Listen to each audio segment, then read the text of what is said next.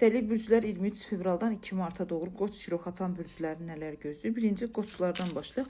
Qoçlar bu həftə hər şeyi milə-mil analiz edəcəksiniz. Yavaş-yavaş, saniyə-saniyə. Hər şeyi düşünməyə, hər şeyi aktivləşdirməyə, ən çox da iş, pul, maddiyyatla bağlı şərikli dostlarınız və yaxud da şərikli yatırım, şərikli iş görmək istəyirsinizsə, bunlara fikir verməlisiniz. Çünki bu həftə bəzi ciddi bir şəkildə zamanla əlaqədar bəzi nüansları tutacaqsınız ki, güvənsizlik, sizə qarşı danışıqların iki başlı olduğunu, insanlara qarşı, sizə qarşı olan hərəkətlərin uyğun olmadığını çox güclü şəkildə hiss edəcəksiniz və zamanın, belə deyim də, yarımçıqlığında qalacaqsınız. Mən kart açdıqca zaten mənfi enerjini sizin üzərinizdə hiss edirəm. Avravız da təmiz deyil. Bu təzyiq ola bilər, baş ağrılarınız ola bilər, gözünüzə daşı təsir edə bilər, nüanslarınız ola bilər. Bədəninizdə qəribə bir mənfi aura var, qəribə bir mənfi enerjilər var. Bacarırsınız da Qoçlar bu həftə özünüzü duzla əlaqədar təmizləməyə çalışın. Həftənin sonlarına doğru cümə günündən başlayaraq ruhsal azadlığınız, özünüzü aktivləşdirməyiniz, özünüzü zaman çərçivəsinə doğru tam belə deyim də heç kəs heç nəyə vecizə almayacağınız bir vəziyyətiniz olacaq.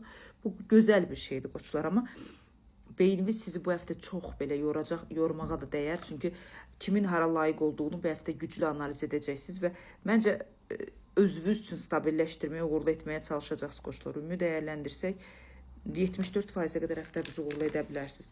Şirlərə gələndə şirlər bu həftə pulla bağlı bəzi sıxıntılarınız olmasına baxmayaraq sizə təkliflər, yardımlar olacaq və bu həftə öz dəyərinizi anlamağa başlayacaqsınız. Kəskin danışıq, kəskin sözlər, kəskin ifadələrlə hər kəsin belə deyim də məsafə qoyacaqsınız, yaxınlaşmamaları üçün blokaj quracaqsınız və bu həftə çox qısqanclığınız ola bilər. Bu həftə belə deyim də məni görsünlər, məni istəsinlər, məni arzulasınlar, mən qısqanclıq sizdə çox ola bilər.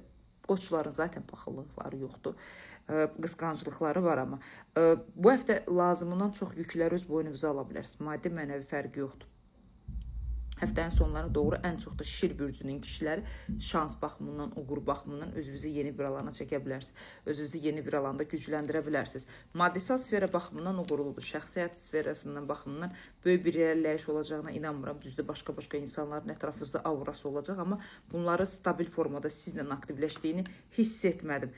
Sağlamlıqla əlaqədar özümdə də var. Nəfəs sistemimizdə problemlər var. Onurğa sütunumuzda kürək formasının, kürək hissəsində narahatçılıqlarımız həddən artıq çoxdur. Bir də dərinin həssaslığı bu həftə çox ola bilər. Allergik fonunuza fikir verin. Dəri ilə bağlı problemlər yaşaya bilərsiniz.